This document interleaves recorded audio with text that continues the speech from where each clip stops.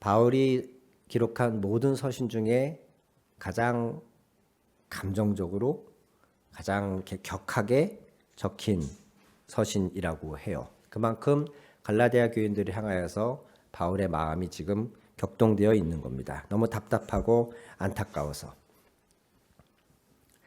12절부터 먼저 본문을 한번 좀 풀어보겠습니다. 형제들아, 갈라디아 교인들을 향해서 말합니다. 내가 너희와 같이 되었은즉. 이 말은 바울은 유대인이며 그는 율법에 철저한 사람이었음에도 불구하고 그가 이방인들에게 복음을 전할 때에 전혀 이방인인 것을 개의치 아니하고 바울은 이방인들과 함께 먹고 어울리며 그들에게 복음을 전했습니다. 즉 내가 너희와 같이 되었은즉 이 의미죠. 그러니 이제 너희도 나와 같이 되기를 구하노라. 여기서 나와 같이 되기를 이라는 의미는 지금 율법주의에 현혹이 되어서 그리스도 예수를 믿음으로 말미암는 의로움 외에 다른 것에 마음을 빼앗기고 있는 율법을 잘 지키려고 노력하고 있는 갈라디아 교인들을 향해서 그렇지 않다. 그래서는 안 된다. 내가 진리 안에 자유를 누리듯이 내가 모든 율법으로부터 자유롭듯이 너희도 그런 자유 안에 있기를 바란다. 이런 의미입니다. 너희도 나와 같이 되기를 원하노라. 너희가 내게 해롭게 하지 아니하였느니라. 이 부분은 뒤에 13절 쪽으로 붙어야 됩니다. 12절 후반절부터 15절까지는 처음에 갈라디아 교회에 복음을 전했을 때 그들과 바울 사도 안에 맺어진 관계를 짤막하게 묘사하고 있어요. 너희가 내게 해롭게 하지 아니하였느니라. 내가 처음에 육체의 약함으로 말미암아 너희에게 복음을 전한 것을 너희가 아는 바라. 갈라디아 지역에 복음을 전할 때 바울이 어떤 형태로든 굉장히 건강이 안 좋았습니다. 구체적인 기록이 없기 때문에 우리가 추측해 볼 수밖에 없지만 그렇지 않아도 바울은 자기 몸에 육체에 가시가 있었다라고 고린도 후서에서 말하고 있거든요. 그 가시를 없애달라고 하나님께 3번이나 간절히 기도했지만 하나님의 응답은 너의 은혜가 너에게 이미 족하다 하시면서 하나님의 그 육체의 가시를 통해 나를 겸손케 하신다 이렇게 적고 있는데 어떤 질병이든 바울에게는 고질병이 있었고 그가 갈라디아 교회에 복음을 전할 때에 그 병 때문에 하나의 계기가 되어서 복음을 전한 것입니다. 그래서 13절에 그렇게 적고 있는 것이에요. 내가 처음에 육체의 약함으로 말미암아 너희에게 복음을 전한 것을 너희가 아는 바라. 그때에 그럼에도 불구하고 14절 너희를 시험하는 것이 내 육체에 있으되 어떤 이유에서건 복음을 전하는 사람이 무언가 이렇게 고질병을 앓으면서 골골하면서 복음을 전하는 것이 썩 좋게 보이진 않겠죠. 그가 그리스도 예수의 죄사함과 치료와 회복의 은혜를 전하면서 자기는 병 때문에 콜록거리고 있고 알아 누워 있고 이런 모습이 별로 이렇게 능력 있는 그 당시에는 여러 가지 다양한 신들을 섬기는 시대지 않습니까? 왠지 바울 사도가 전하는 그 신이 복음이 뭔가 되게 능력 있게 보이진 않았을 거라고요. 근데 그럼에도 불구하고 갈라디아 사람들이 바울을 업신여기지도 않고 그를 버리지도 않고 즉 내치지도 않고 오히려 14절 후반절 보니까 바울을 하나님의 천사와 같이 또는 그리스도 예수와 같이 영접하였다. 아주 지극정성으로 바울 사도를 섬긴 겁니다. 그 말을 하나님의 천사, 즉 하나님의 대리인이 그 말을 전해주는 것 같이 마치 그리스도 예수가 직접 자신에게 그 말을 전해주는 것 같이 갈라디아 교인들은 바울의 말을 그렇게 경청하고 바울을 섬겼다는 거예요. 15절 너희의 복이 지금 어디 있느냐. 여기서 복이라는 단어는 감격, 기쁨 이렇게도 번역할 수 있습니다. 즉 그때의 그 감격, 그때의 그 기쁨 그게 지금 어디 있느냐 이거예요. 우리가 처음에 그렇게 좋았지 않느냐. 너희가 나를 그렇게 그리스도 예수를 실제로 영접하듯이 영접하고 나와 함께 이 기쁜 복음의 소식을 나눴던 그 기쁨이 지금 어디 있느냐. 그때의 너희는 15절 하반절 할 수만 있다라면 너희 눈이라도 빼어서 나에게 주었으리라. 우리가 이 구절을 통해서 바울 사도가 알았던 질병이 무엇이었을까를 추측해 보기도 합니다. 크게 두 가지였지 않을까 추측을 하는데, 하나는 간질, 발작을 일으키는 간질, 또 하나는 눈에 있는 어떤 염증이나 질병, 안질, 이렇게 두 가지 정도로 추측을 합니다. 그래서 15절에 이 구절을 예로 들면서 아마도 바울을 괴롭혔던 병이 눈에 관련된 것이 아니었겠냐. 그래서 갈라디아 교인들이 할 수만 있으면 눈이라도 빼어주려고 하였다, 이런 표현을 쓰지 않았겠느냐, 이렇게 추측을 하죠. 이런 표현을 쓸 만큼 갈라디아 교인들과 바울 사도의 관계가 굉장히 밀접했고 서로에게 간절했고 굉장히 끈끈한 관계였다는 걸 우리가 알 수 있습니다. 그런데 상황이 바뀌죠. 16절 보십시오. 과거엔 그랬는데 지금은 내가 너희에게 참된 말을 함으로 원수가 되었느냐. 갈라디아 교회는 바울의 1차 전도 여행 때의 전도 지역이었습니다. 갈라디아는 한 도시가 아니고요, 한 지역이에요. 예를 들면 수원, 안성 이런 건 하나의 도시죠. 그걸 품고 있는 지역이 경기도죠. 그런 것처럼 갈라디아는 수원, 안성 같은 도시가 아니고 그걸 품고 있는 경기도 같은 개념이에요. 굉장히 넓은 지역이에요. 그 안에는 갈라디아 안에 바울이 1차 전도여행 때 전도했던 몇몇 도시들이 있어요. 심지어는 루스드라라고 하는 도시에서는 복음을 전하다가 돌에 맞아서 죽을 뻔합니다. 그런 고난을 받아가면서 복음을 전했던 곳이었고, 첫 번째로 복음을 전했던 지역이었기 때문에 그 다음에 두 번째 전도여행, 세 번째 전도여행을 갈 때 바울은 반드시 거기를 거쳐서 이 교회들이 잘 세워져 있나, 성도들이 믿음 생활을 잘하고 있나, 이것을 점검할 만큼 애착을 가졌던 지역이에요. 그런데 그런 지역 사람들이, 성도들이 바울이 자리를 비운 사이에 뭔가 달라진 거예요. 심지어는 지금 바울이 옳은 말을 한다고 해서 갈라디아 교인들이 뭔가 잘못된 길을 가고 있다는 것을 지적한다 그래서 바울을 싫어하고 바울의 말을 듣지 않으려고 하는 지경에까지 이른 거죠. 내가 참된 말을 함으로 원수가 되었느냐? 이런 표현들이 다른 바울의 서신서에 나오지 않는 굉장히 감정을 드러내는 굉장히 격한 표현들이에요. 바울이 지금 너무 답답하고 너무 안타까운 거예요. 그러면서 갈라디아 교회가 그렇게 된 원인에 대하여서 17절과 18절에 지적을 합니다. 그들은 율법주의를 가리키는 사람들이에요. 그리스도 예수를 믿는 것만으로 충분하지 않다. 율법을 지키고 할례를 행하고 해야 된다. 이렇게 가르치는 사람들. 그들이 너희에게 대하여 열심 내는 것은 좋은 뜻이 아니요. 바울이 복음을 전한 곳마다 뒤따라 들어와서는 바울의 전한 복음을 회방하고 그것으로 충분하지 않다 그러고 자기들의 율법주의를 가리키는 이 사람들의 열심은 좋은 뜻으로 하는 것이 아니다. 너희를 참된 진리로 이끌려고 하는 게 아니고 17절 후반절 보시면 오직 너희를 이간시켜서 너희로 그들에게 대하여, 여기서 그들이 누굽니까? 이 율법주의적 기독교를 가리키는 사람이죠. 즉 자기들 편, 자기들 패, 자기들 세력을 만들기 위하여 열심을 내는 것이다. 오늘날에도 그렇습니다. 이단일수록 열심히 합니다. 그런데 우리가 바로 봐야 됩니다. 그런 열심은 건강한 열심도 아니고 우리를 위한, 나를 위한 열심이 아닙니다. 이삭이도 학교랑 기숙사 왔다 갔다 하면서 종종 이렇게 길거리 캐스팅 된다 그래요. 도를 아십니까? 이런 사람들한테. 그들의 그 열심은 나를 위한 것이 아니에요.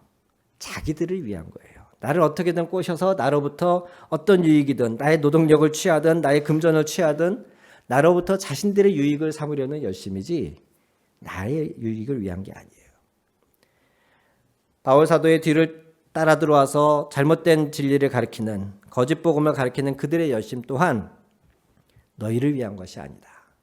바울 사도는 이렇게 단적으로 이야기합니다. 그들 자신에게 대하여 자기들 편을 만들기 위하여 하는 것일 뿐이다. 이렇게 말하고 있어요. 18절 말씀은 좋은 일에 대하여 열심으로 사모함을 받음은 내가 너희를 대하였을 때뿐 아니라 언제든지 좋다. 즉 좋은 동기에 의해서 그들이 열심을 내는 거라면 그건 언제든 좋다.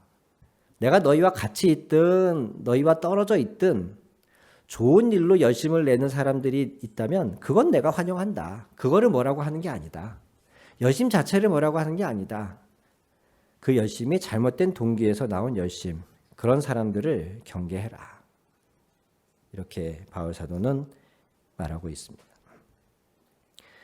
격정적으로 갈라디아 교회의 교인들의 잘못된 태도를, 율법주의를 쫓아가는 태도를 책망하던 바울 사도는 19절에 이렇게 마무리를 합니다. 나의 자녀들아, 너희 속에 그리스도의 형상을 이루기까지 다시 너희를 위하여 해산하는 수고를 하노니. 나의 자녀들아. 우선 호칭이 여기서 달라집니다. 아까 12절에서는 뭐라고 했습니까? 형제들아 라고 얘기했죠.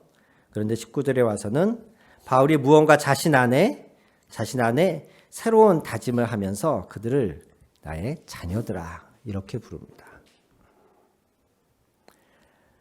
이미 그들이 교인이 되는 과정, 복음을 받아들이고 하나님의 자녀가 되는, 즉 개종하는 그 과정을 바울 사도가 지금 어떻게 인식하고 있다는 겁니까? 그들이 새로 태어나는 과정으로 바울은 인식하고 있는 거예요.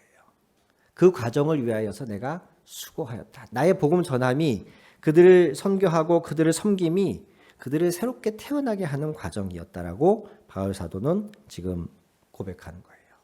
그런데 그것으로 완성된 게 아니고 지금 내가 다시 한번 너희를 위하여 해산하는 수고를 하고자 한다. 너희 안에 그리스도의 형상이 이루어지게 하기 위해서. 이렇게 다짐하는 겁니다. 20절은 조금 번역이 잘못되었는데요. 내가 이제라도 너희와 함께 있어 내 언성을 높이려 함은, 여기서 언성을 높이다라는 부분은 내 음성을 바꾸다입니다. 정확히 원어적 표현을 하면 내 목소리 톤을, 내 음성을 바꾸고자 한다. 내 목소리 톤, 내 말하는 태도, 이걸 좀 바꾸고 싶다. 너희를 만나서, 이 의미인즉슨 그 뒤에 덧붙인 표현으로 우리가 추측한다면 너희에 대하여 의혹이 있음이라. 아직 너희의 상황에 대해서 내가 궁금한 것이 많다. 너희가 지금 어떤 믿음을 갖고 있는지, 복음에 대하여 어떤 태도를 갖고 있는지 내가 아직 너희에 대해서 확신할 수가 없다. 너희를 직접 만나서 내가 대화를 좀 해보고 이 의혹을 좀 풀고 싶다. 이런 의미입니다. 내가 너희를 만나서 직접 이 의혹을 풀고 싶다. 그래서 지금은 내가 이렇게 격정적으로 말을 하지만 내가 너희를 다시 만나서 이 오해가 풀리면 내 목소리가 바뀌지 않겠느냐. 내가 너희와 더 좋은 관계로 이제 나아갈 수 있지 않겠느냐. 그런 의미예요. 내 언성을 높이려 한다. 이 부분 때문에 이제 해석이 헷갈리는데, 내 목소리 톤을 바꾸다. 너희를 직접 만나서 의혹을 해결함으로써 내 그런 오해가 풀리고 내가 좋은 말로 너희와 이제 대면하고 싶다. 그런 의미죠. 지금까지는 성경 내용 자체를 이해하시기 쉽도록 풀어드렸고요. 이제는 이 안에서 하나님이 오늘 우리에게 어떤 말씀을 하시고 있는지 좀 몇 가지 주제로 묵상하고 돌아보고자 합니다.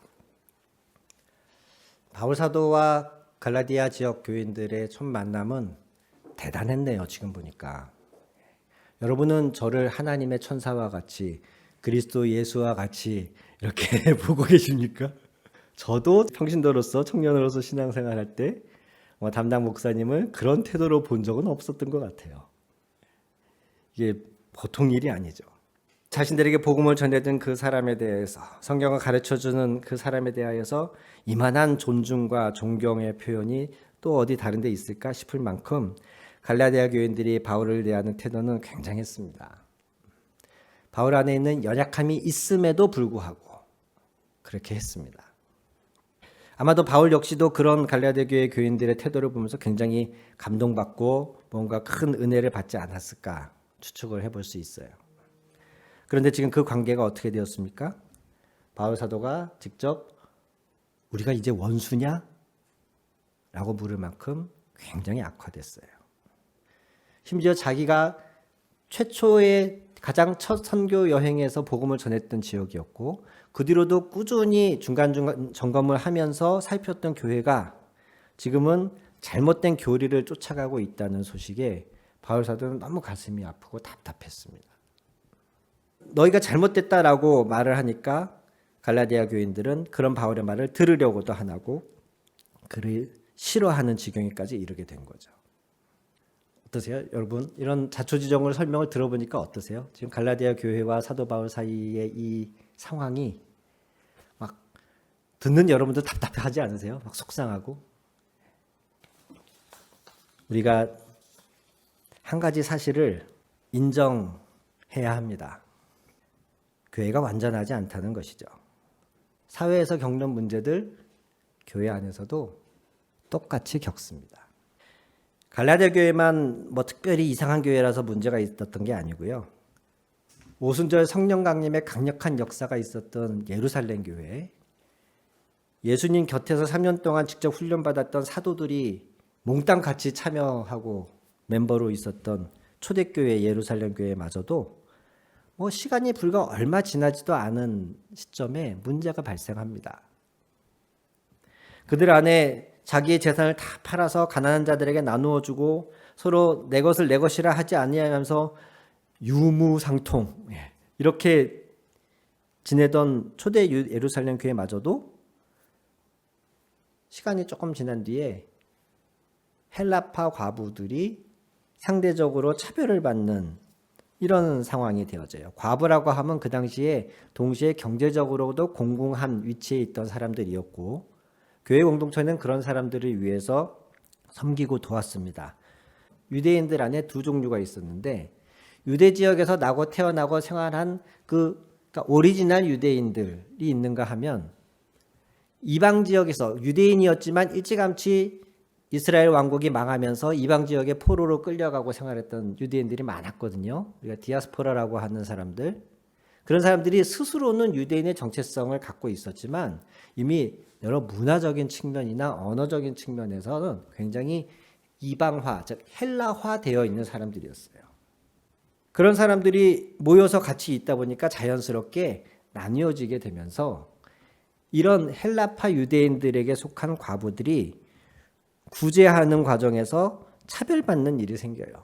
뭐 연락을 못 받는다든가 조금 구제미를 덜 받게 된다든가 뭐 불편한 것들을 호소해도 별로 귀담아 듣는 사람이 없다든가 하는 일로 인해서 차별을 받게 되어지죠. 이런 일 문제 때문에 뽑은 사람들이 7 집사이지 않습니까? 이미 초대교회부터 문제가 있었다는 거예요. 교회 안에. 문제없는 교회는 없습니다. 고린도 교회는 은사가 너무 많아서 문제였어요. 저마다 사람들이 다 계시받았다 그러고 저마다 사람들이 어떤 특별한 은사를 받으니까 남의 말을 듣지를 않아요. 그러면서 자기가 따르는 자기 마음에 드는 스타일의 목회자들, 지도자들을 따라서 교회가 갈라집니다. 이런 문제가 고린도 교회 안에 있었어요.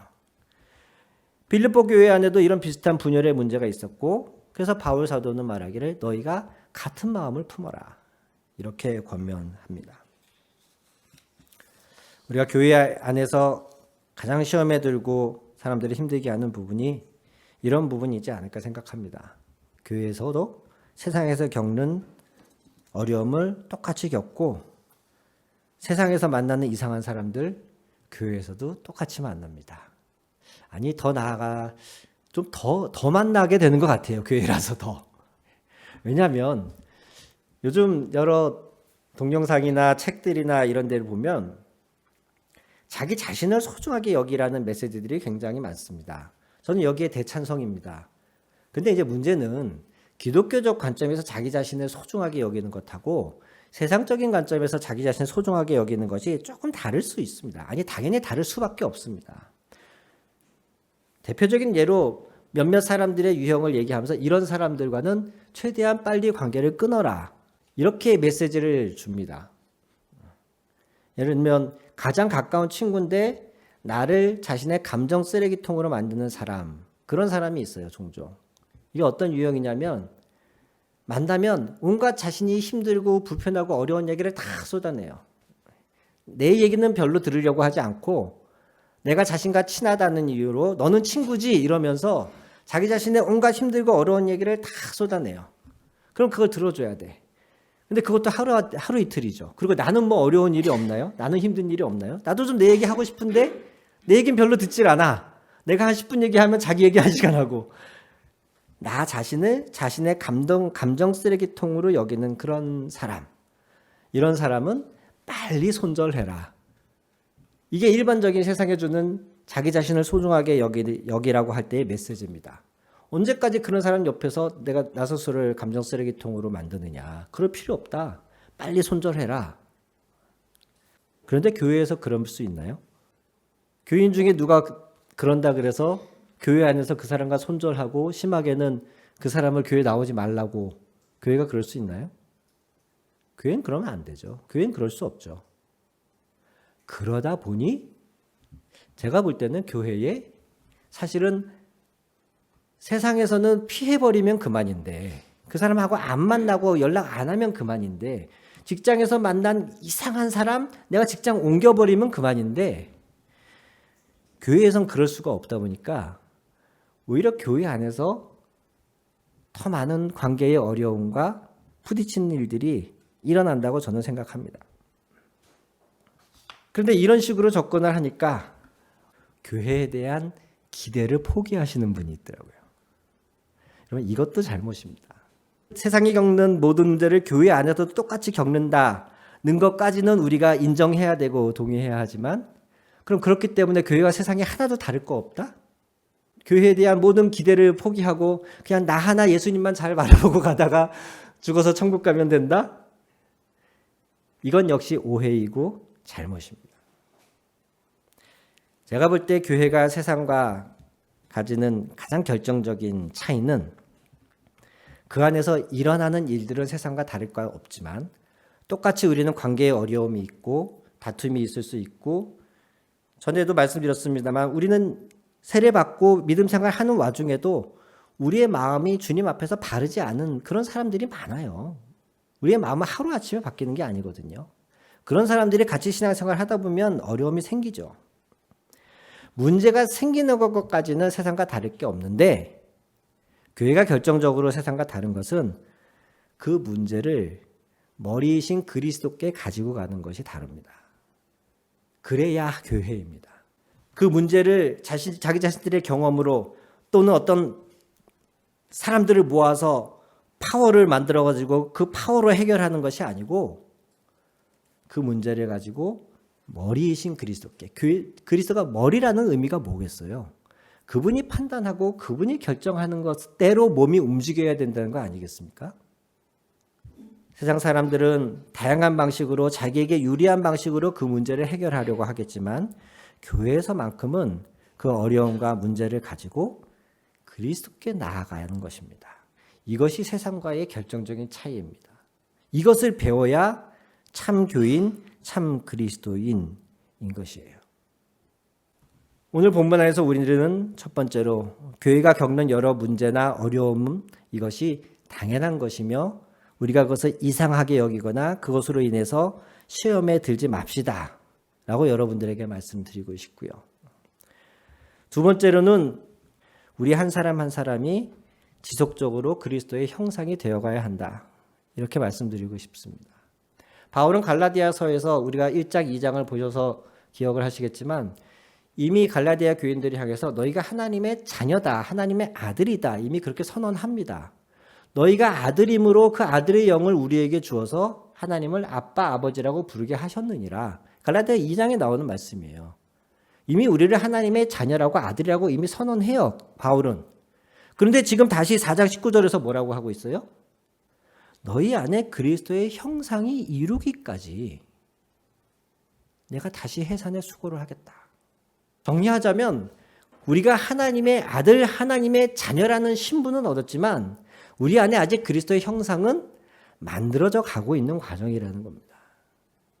잃어버렸던 아들 다시 되찾아오긴 했지만 아직 밖에서 거지 행세하던 그 습관이 아직 내게는 남아있고 아버지의 돌봄 없이 내 노력으로 열심으로 내 앞가림해야 했던 그 과거의 습성이 여전히 남아있고 세상에 믿을 놈 하나 없고 한 이런 경험들이 우리 안에 켜켜이 쌓여 있기 때문에 우리는 믿음으로써 하나님의 자녀라는 신분은 얻었지만 우리의 내면은 여전히 하나님 안에 바르지 못한 모습이라는 거예요.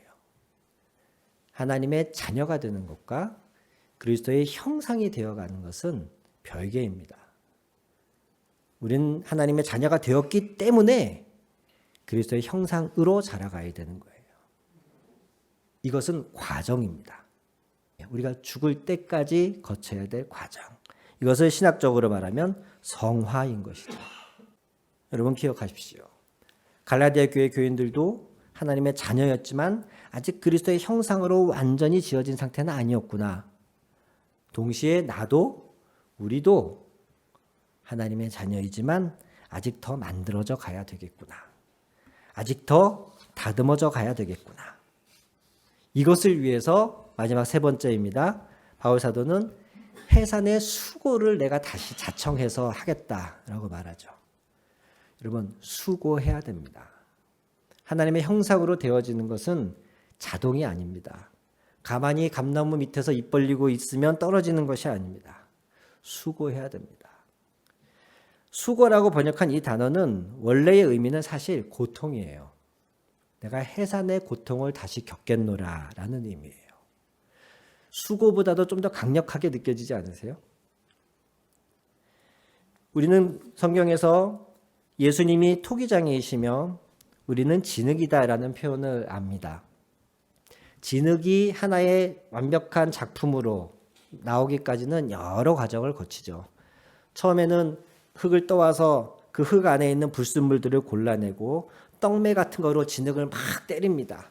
그리고 막 끝없이 주무르죠. 그 진흙 덩어리 안에 공기방울이 요만큼도 있으면 안 된대요.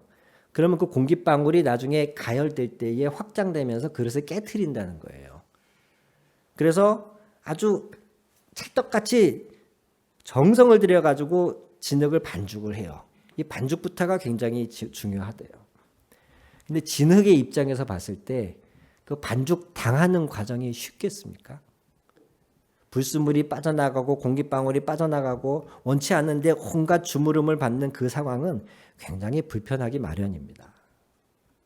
그러고 나면 거기서 끝이 아니죠. 원판에 돌려줘가지고 일정한 그릇이 만들어질 때까지 온갖 그 토기장이의 손길이 자기 자신을 만지죠. 그렇게 해서 하나의 형체를 갖고 나면 그것이 또 끝이 아니죠. 불 속에 들어가야 됩니다. 한 번도 아니에요. 초벌하고 유약 바르고 또 재벌하고 이런 과정을 온전히 거쳐야 하나의 그릇, 온전한 작품으로 나오는 것이에요. 우리가 그리스도의 형상이 되기까지가 과정이라고 말씀드렸는데 이 과정은 그냥 되는 것이 아니고 주님이 우리를 그렇게 다루시고 만지시는 과정입니다. 당연히 고통과 수고가 동반되어질 수밖에 없어요. 그런데 그것을 지금 바울이 어떻게 하겠다고요? 다시 하겠다.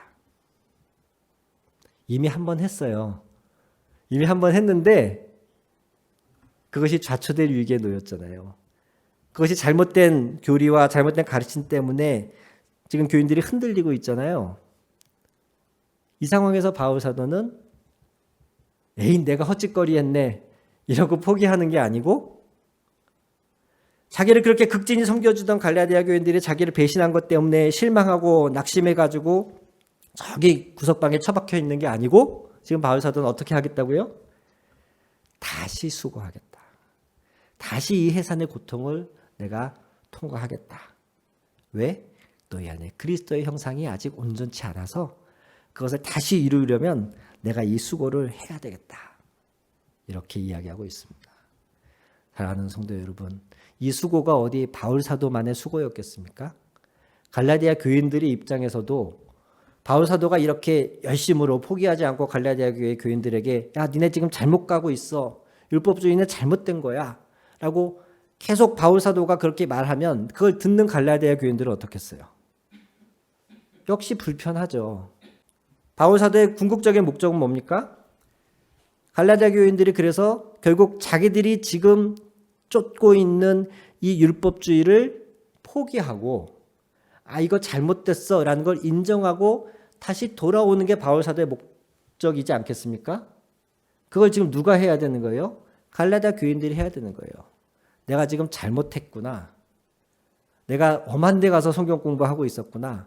야, 가서 들을 때 되게 재밌고 이게 진리 같았는데 바울 사도가 우리한테 그동안 전해진 건 되게 좀 뭔가 모자라고 믿기만 하면 된다는 게 뭔가 좀 이상했어. 아, 그래, 이런 걸 잘 지켜야지. 종교란 모름지기 이런 것이지. 얼마나 체계와 조직이 잘 돼 있어.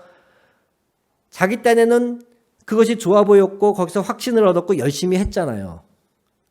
신천지가 그러잖아요. 신천지 가서 처음 배운 사람들 되게 재밌다고 그러더라고요. 그래서 열심히 가서 했는데 이게 아니야, 잘못됐어 라는 걸 깨달은 순간 어떻게 해야 돼요? 그걸 인정하고 돌아와야 되잖아요. 이게 갈라디아 교인들에게도 쉬운 일이 아니에요. 거기에 들인 시간, 노력, 또 그것이 나에게 줬던 즐거움, 이런 것들을 포기해야 되거든요. 아니, 그런 걸 다 떠나서 사람이란 이 존재가 왜 이렇게 자기가 잘못된 걸 인정하는 게 왜 이렇게 힘들어합니까? 자기가 잘못된 걸 알아도 인정하는 건 또 별개예요. 교회가 한 사람 한 사람이 그리스도의 형상이 되어가는 과정에는 이렇듯 가르치는 사람이든 가르침을 받는 사람이든 섬기는 사람이든 섬김을 받는 사람이든 다 해산하는 수고와 고통이 필요합니다. 그리고 그것은 한 번으로 끝나는 것도 아니고요. 오늘 바울이 말했듯이 다시, 어떨 땐 또다시 우리가 그 수고를 겪어야 할 수도 있습니다. 사랑하는 성도 여러분, 주님은 오늘도 저와 여러분을 가장 좋은 작품으로 만들기 위해서 주무르고 계시고 빚고 계신 줄 믿습니다.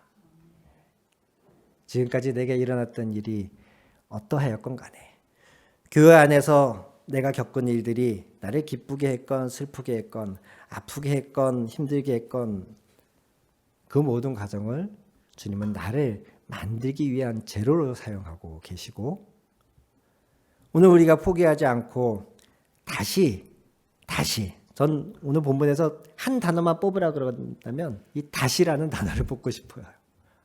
다시 우리가 주님 손에 우리를 맡기는 이 해산하는 과정을 겪기만 한다면 주님이 우리 한 사람 한 사람을 가장 아름답게 빚어가시고 우리 하늘향 교회를 하나님의 나라를 닮은 교회로 만들어 가실 줄 믿습니다. 이 말씀 마음에 새기시며 주님의 인도하심에 잘 따라가시기를 축원합니다.